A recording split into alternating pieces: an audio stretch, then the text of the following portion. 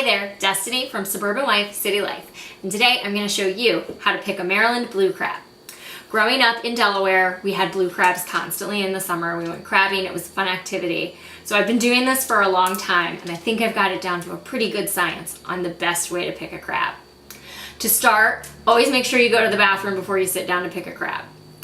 Make sure if you have any jewelry or watches that you want to take those off. And then if you've got long hair, pull it back so it's not in your face. Okay, so we're gonna start picking our crab.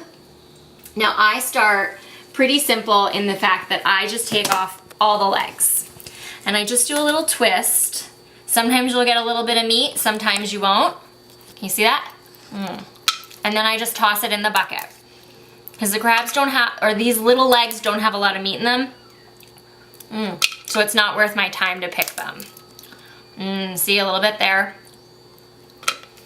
Now the big legs, you definitely want to save these. So I'm going to put that over there.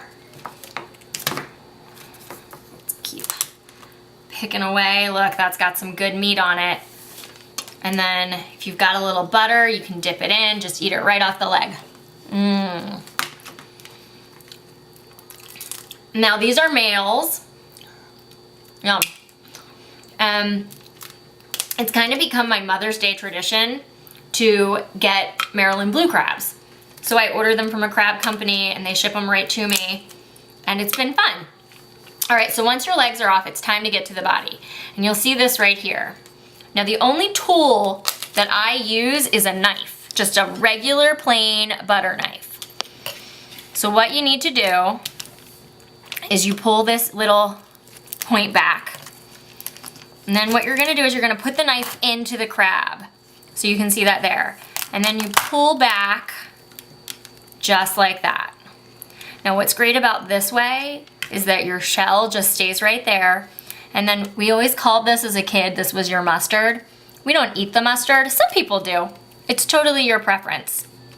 But then you get out any of the mustard that you don't want or anything else. And then like this, I'm just gonna rip these off because those aren't edible. Okay, and I put them right in the shell. Now, these here, I also grew up with them being called the devil's fingers. Again, some people eat them, some people don't. I choose not to.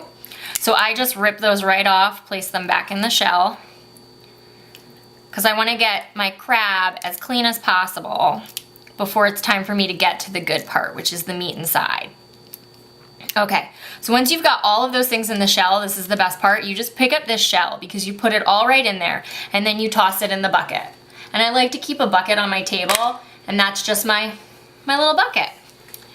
So from here, this is the meat, this is your body. I like to crack mine in half. And you'll see I've got some meat coming right out, right there. So once you crack it in half, and again, if you eat the mustard, it's no big deal. But then this is your meat, so you just want to pick it. Everyone's got a different tactic. I like to place mine off to the side. That right there is no meat, so I'm going to trash it. And then I like to go, as you can see, here's your legs. I like to go leg by leg, and that's how I pick my crab. So that this way, and I just kind of fold down and bend it. Now I got a lot of the meat out when I was pulling my legs, which is good, but I just keep going. Now you gotta be careful about cuts. Look at that, that's got a lot of meat in it. That's gonna be a nice, and you just kinda get your fingers down in there and you pull it out. Now that's a good, I'm gonna save it because it'll be nice, dipped in some butter and Old Bay. Got some meat right there. So then you just keep going and you feel around. You try to avoid the cartilage, and the cartilage is the thin part. So like, here's some cartilage. I can feel that it's hard, so I know that I'm not gonna wanna eat that. So I just toss it in my bucket. I did pretty good, cleaned that out. So you just keep going. And this is what you do. You sit, you pick for hours, you enjoy. It's my favorite thing. It's a little summertime, it's a little fun, and it's my Mother's Day tradition. So I hope you enjoyed how to pick a Maryland blue crab. Don't forget, like and subscribe, SuburbanWifeCityLife.com.